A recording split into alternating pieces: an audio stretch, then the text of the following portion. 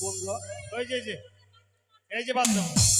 বাইরে যাওয়া হবে না? না না, ঘরের মধ্যেই বাথরুম আছে। ওই যে এই মুতবো কি কথা তাইলে বলতে পারো না টয়লেট করব? না হাই কোনা মজু। আরে টয়লেট করে বাথরুমে যাব। অসভ্য কথা কয়। পড়াশোনা করেছো?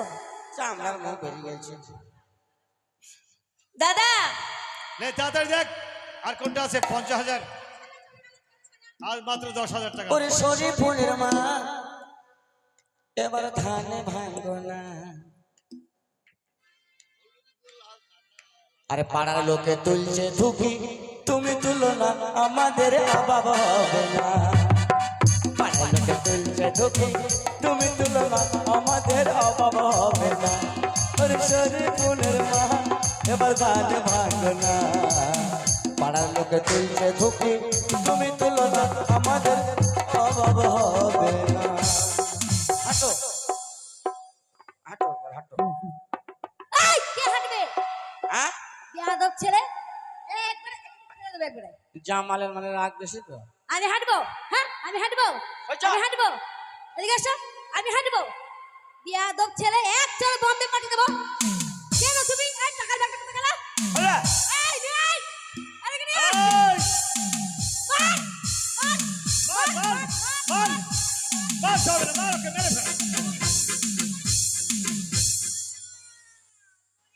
কিরে সত্যি সত্যি মরে গেল নাকি রে? তোদেরকে নিষেধ করছে ওইভাবে মারিস না। ও দাদা, আমার মনে হচ্ছে ও দাদা শোনো, বলছি টাকার ব্যাগটা দিয়ে রাখবো একবার। টাকার ব্যাগটা দিয়ে রাখি। হ্যাঁ টাকার ব্যাগটা বুকে দিয়ে রাখতো, মনে হয় টাকার জন্য।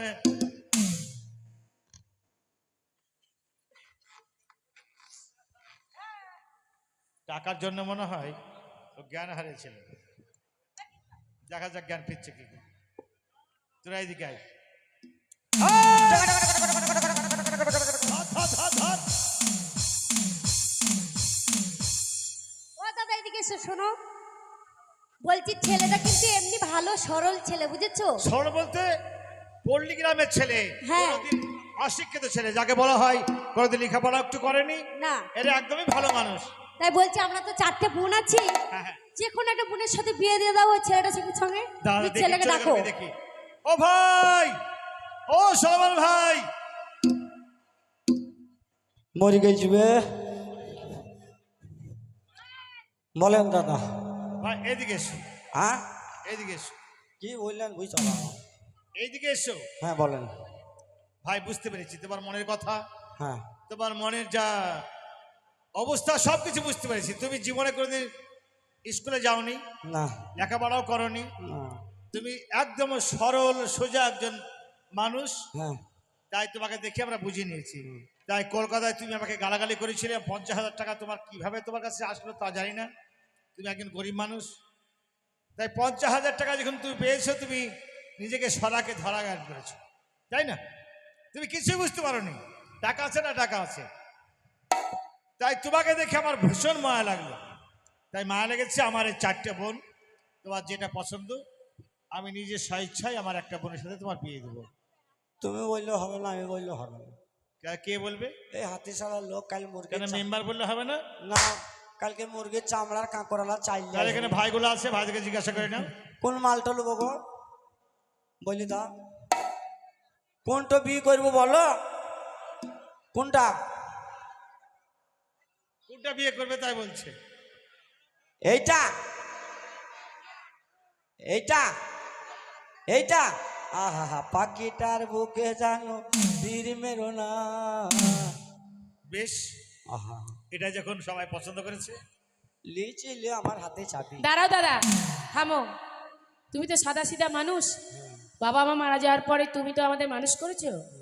তো কথা হচ্ছে, আমার এই বোনটা শিক্ষিত, এর সঙ্গে যখন ওর বিয়ে দিতে চাইছো, কিন্তু কেন দিতে চাইছো সেটা বুঝাও। হ্যাঁ গো, কোন স্কুলে করেছো? কেন বিয়ে দিচ্ছি জানো? হ্যাঁ আমার এই বোনটা কলেজে পড়ে, হ্যাঁ জানলে? আমার এই বোনটা MA পাস করেছে। আচ্ছা। তাই এই বোনটার জন্য আমি কেন যে তোমার সাথে বিয়ে দিচ্ছি তুমি জানো? হ্যাঁ। আমার বোনটা তোমাকে নিশ্চয় একটু শিক্ষিত করবে। তবে কি জানো, হ্যাঁ। তোমাকে কথা দিতে হবে, সরকার সব রকম প্রকল্প বের করেছে হুম। শিক্ষার জন্য। হ্যাঁ প্রথমত শিশুকাল থেকে 80 বছরের বুড়ো পর্যন্ত নাইট স্কুল খুলেছে। তোমাকে সেই নাইট স্কুল পড়াশোনা করে মাধ্যমিক পাশ করতে হবে, এমনকি আমার বোনের মতো পড়াশোনা করতে হবে। কথা দাও? কারণ যার মধ্যে বিদ্যে নেই তার মধ্যে বুদ্ধি নেই। আর যদি তোমার মধ্যে বিদ্যে থাকতো তাহলে তুমি যা কিছু করলে